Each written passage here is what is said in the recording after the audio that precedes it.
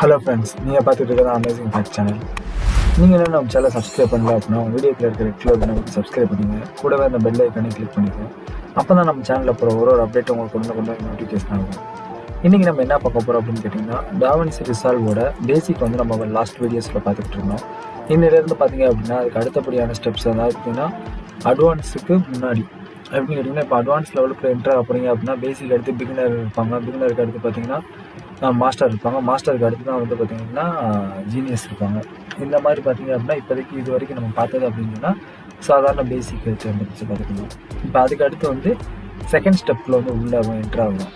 இதில் பார்த்தீங்க அப்படின்னா இதில் வந்து நான் வந்து சும்மா ஏற்கனவே இருக்கிறதுலேயே பார்த்தீங்க அப்படின்னா ஒரு 4 ஃபைலை வந்து நான் ரிமூவ் பண்ணிட்டேன். ஸோ அது எதுக்காக அப்படின்றத பற்றி தான் இன்றைக்கி பார்க்க போகிறோம்.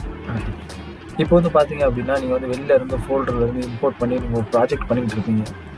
திடீர்னு ஏதோ ஒரு சுச்சுவேஷனில் பார்த்திங்கன்னா ஸ்டோரேஜ் எரராக இருக்கட்டும், இல்லை பார்த்திங்க அப்படின்னா ஹேங்கிங் ப்ராப்ளமாக இருக்கட்டும், இல்லை வந்து பார்த்திங்கன்னா சேவ் லொக்கேஷன்ஸ் வந்து டிஃப்ரெண்ட்டாக பண்ணியிருக்கீங்க அப்படின்ற பட்சத்தில் வந்து பார்த்திங்கன்னா நம்ம வந்து ஒரு சில ஃபைல்ஸை வந்து அலோகேட் பண்ணி வந்து வேறு ஒரு ஃபோல்டரில் வந்து போடுவோம். ஸோ அந்த டயத்தில் வந்து பார்த்திங்க அப்படின்னா நம்ம டாவின்சியில் இருக்க ஏற்கனவே வந்து இம்போர்ட் பண்ணி வச்சுருக்க ஃபைல்ஸ் எல்லாமே வந்து மிஸ் ஆகிடும். ஸோ ஏன்னு கேட்டிங்கன்னா ஏற்கனவே இம்போர்ட் பண்ணியிருக்க ஃபைல் லொக்கேஷனை எடுத்து தான் வந்து இதை அக்சஸ் பண்ணிக்கிட்டு இருக்கோம்.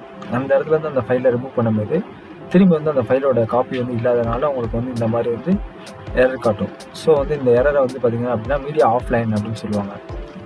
என்ன ரீசன் கேட்டிங்கன்னா, நீங்கள் இம்போர்ட் பண்ணியிருக்க மீடியா வந்து அந்த லொக்கேஷனில் இல்லை அப்படின்றத இண்டிகேஷன் பண்ணுறது தான்.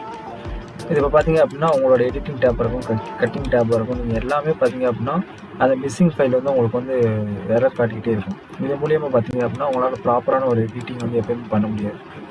ஸோ இப்போ வந்து நம்ம லொக்கேஷன் சேஞ்ச் பண்ணியிருக்க ஃபுட்டேஜாக இருக்கட்டும், இல்லை டெலிட் பண்ண ஃபுட்டேஜாக இருக்கட்டும், கரெக்டான இடத்துல வந்து ரீலிங்க் பண்ணால் மட்டும்தான் நம்மளால் வந்துட்டு அந்த ஒரு மூவியாக இருக்கட்டும், இல்லை ஒரு சாங்ஸாக இருக்கட்டும், நம்ம வந்து கண்டினியூஸாக வந்து எடிட் பண்ண முடியும். ஸோ இதை வந்து எப்படி நீங்கள் ரீலிங்க் பண்ணுறது அப்படின்ற பார்த்தீங்க அப்படின்னா உங்கள் இதில் வந்து கண்ட்ரோல் அமைக்கிங்க. கண்ட்ரோல் அமைக்கிட்டு எந்தெந்த ஃபைல்ஸ் வந்து மிஸ் ஆகிருக்கோ அந்த ஃபைலை ஃபுல்லாக செலக்ட் பண்ணுங்கள் ஃபஸ்ட்டு. இப்போ பார்த்தீங்க அப்படின்னா ஒன்றா கண்ட்ரோல் அமைக்கிட்டு கம்ப்யூட்டர் நீங்கள் செலக்ட் பண்ண வந்து எக்ஸாம் செலக்ட் ஆகும். சுற்றிலும் பார்த்தீங்கன்னா ரெட் கலரில் ஒரு பார்டர் இருக்கும். இப்போ வந்து பார்த்தீங்கன்னா ஒரு இதில் கணக்குறேன். இப்போ ரெட் கலர் பார்டர் இருக்குன்னா செலக்ட் ஆகிருக்குன்னு அர்த்தம்.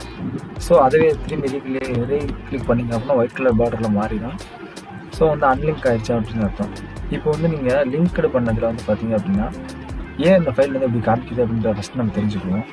இப்போ வந்து பார்த்தீங்கன்னா இதுக்கு முன்னாடி வந்துட்டு நான் வந்து அந்த ஃபைலை பார்த்தீங்க அப்படின்னா இதில் வச்சுருந்தோன்னா டவுன்லோட்ஸில் வந்துட்டு இந்த இடத்துல வந்து நம்ம டவுன்லோட் பண்ணி வச்சுருந்தோம்.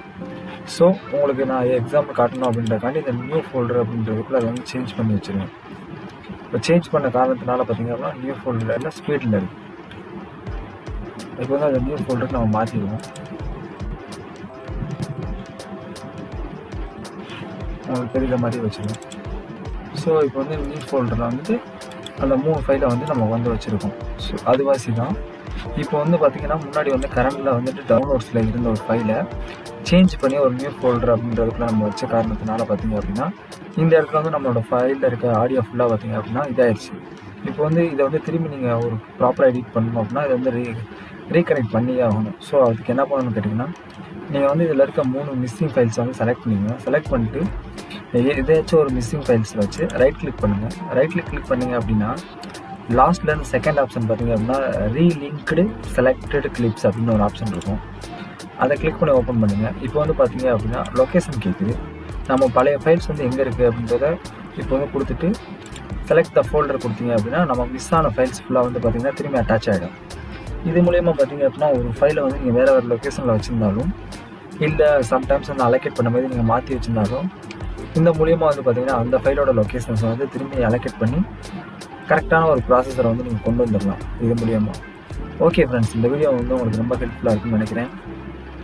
இது போக இதோட அடுத்த வீடியோவில் வந்து மீட் பண்ணுவோம். தேங்க்ஸ் ஃபார் வாட்சிங் ஃப்ரெண்ட்ஸ்.